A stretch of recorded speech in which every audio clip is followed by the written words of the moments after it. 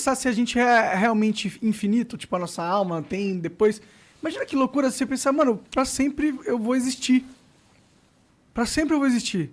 E aí? Tem uma teoria da imortalidade quântica, que, por exemplo, vamos supor que existe um multiverso, né, que existe várias realidades.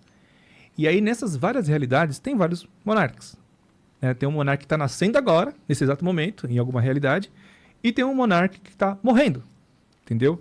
Porque são períodos de tempos diferentes, de universos diferentes.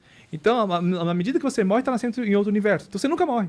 O monarca sempre vai existir nesse universo. Tipo, a ideia da minha existência. Né? Você vai ecoar, né, sua existência nesse multiverso, onde você, nesse momento, está morrendo e em outro lugar está nascendo. Sim. Entendeu? Aí eu falei, caraca, que doideira, cara. Quanto mais a gente pensa nisso, mais difícil fica acreditar, eu imagino, no que existe vida após a morte, não é? Ou não? Como assim? Pra mim é o contrário. Cara, é que assim, se a gente começar a pirar que tudo isso daqui... vamos lá, o Big Bang, ele expande, depois ele contrai, depois ele expande, depois ele contrai. Segundo uma teoria. Segundo uma das teorias. Nessa caso, sim. Eu achei que tá falando da simulação e tal. Não, da simulação não. Tô falando vamos dizer que não é, vamos dizer que não é uma simulação. Ah, tá, pode crer. Tá ligado?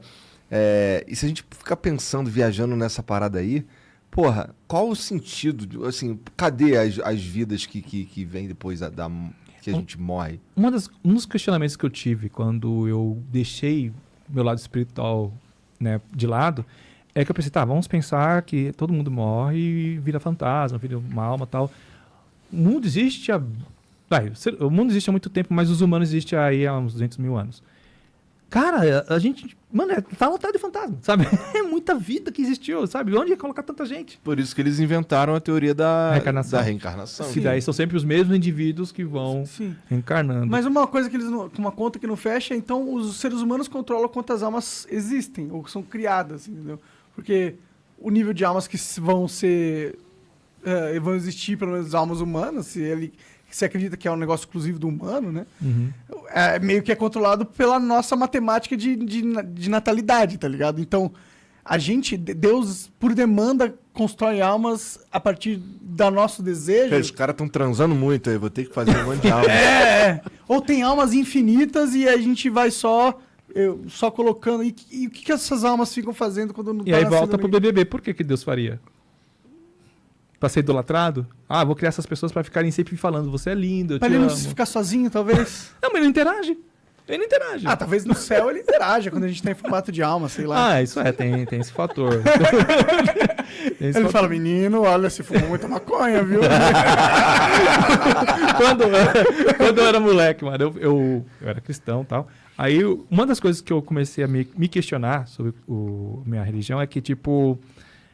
Deus é onisciente, onipresente e sabe de tudo.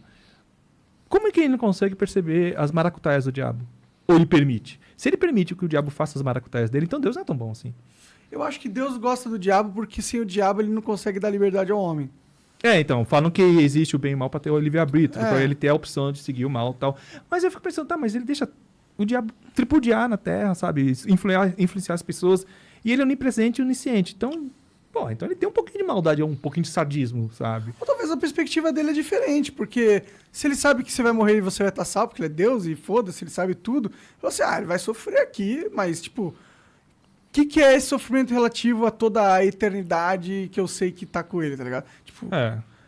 Então, porque a gente tá falando aqui, usando como referência nossa cultura, exato, nossa convivência, né, nossas ideias. E a gente está falando de seres que são celestiais, que supostamente teriam uma visão diferenciada das coisas, mais ampla das coisas. Ilimitada, né? A gente, muitos dos nossos sofrimentos é dado da nossa limitação física, né? Tipo, a gente sempre sofre quando a gente se sente incapaz de algo e se dá muitas vezes pela nossa limitação física. Um ser que não está encarnado ou um ser que não pertence a uma realidade física, ele, em teoria... tem totalmente uma perspectiva diferente ali, né? Eu acho. O ser humano é um ser de sofrimento, se for para pensar. Porque a gente sente dor, a gente sofre porque a gente quer que a dor cesse. A gente está bem sucedido, a gente sofre porque a gente quer mais. Quer se superar. Ou manter. Medo que nem o YouTube mesmo faz isso com a gente.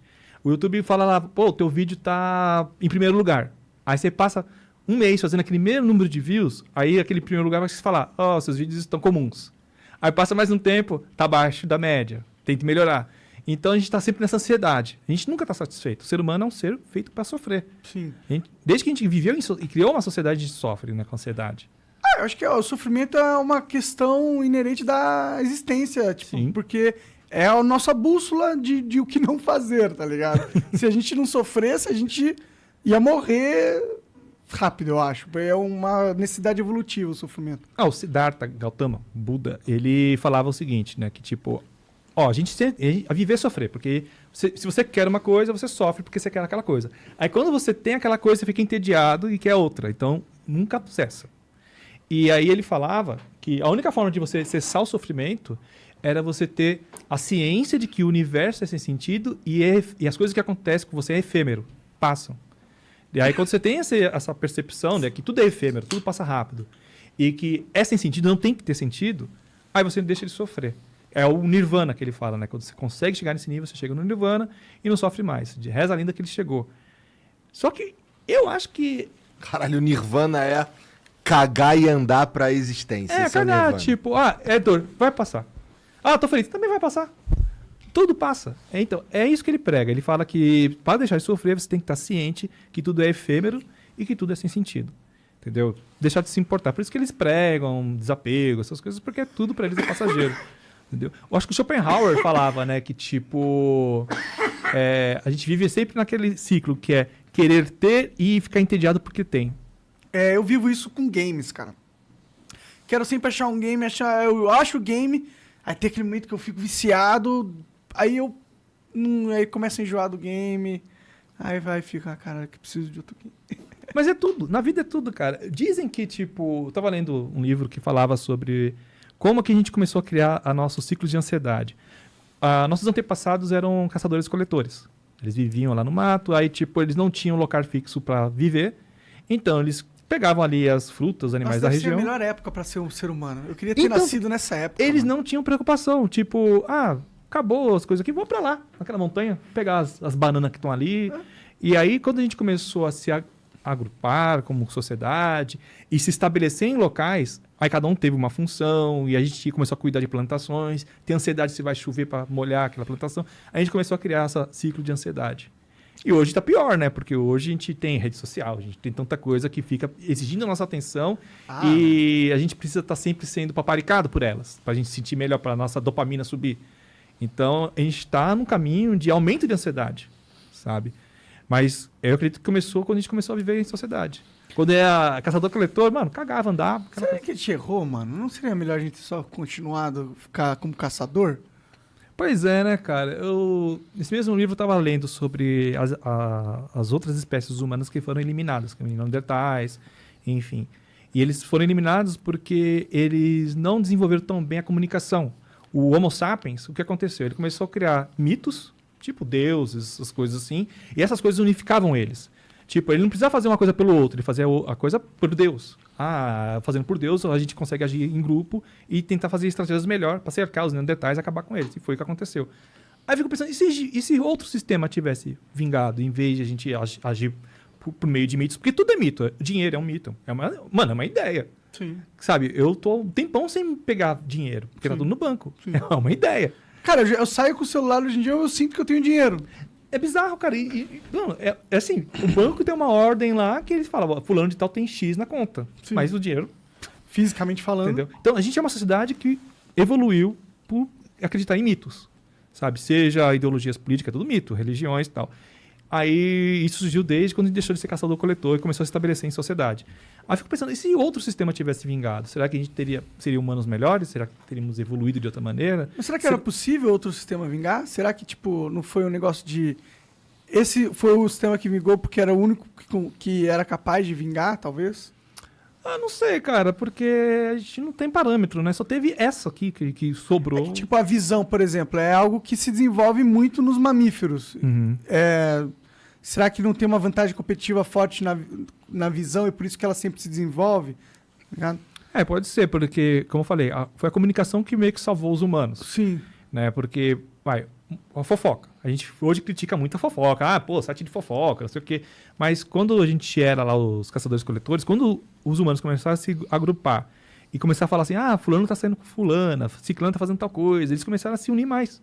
Porque sabiam um da vida do outro e tal, e começaram a se conectar melhor. Uhum. E os Neandertais, estudos mostram que a parte do cérebro deles que era responsável pela comunicação não era muito bem desenvolvida. Entendi. Então agia cada um por si.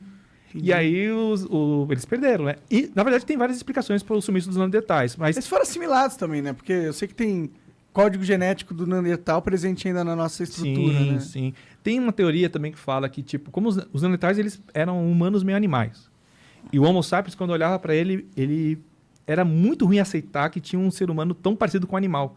Entendi. E aí eles começaram a matar, porque era uma coisa subespécie para eles. Pode crer. Né? Então tem essa teoria. Tanto é que é por isso que muitas pessoas não aceitam muito bem a teoria da evolução, porque quando a gente fala que a gente é muito próximo do chimpanzé, aí aquela coisa do ser humano, que é uma coisa divina ou perfeita, cai por terra, a gente é bicho. Faz sentido. Entendeu? Aí eles não gostam.